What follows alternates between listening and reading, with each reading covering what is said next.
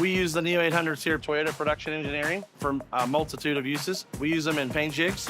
We use them in clear parts for wax conformation, and we've also built them for incremental forming trials. The surface quality, second to none. Clear parts come out clear. Our watershed black parts look amazing, look like interior parts of a car. Our size, it's one of the largest platforms on the market.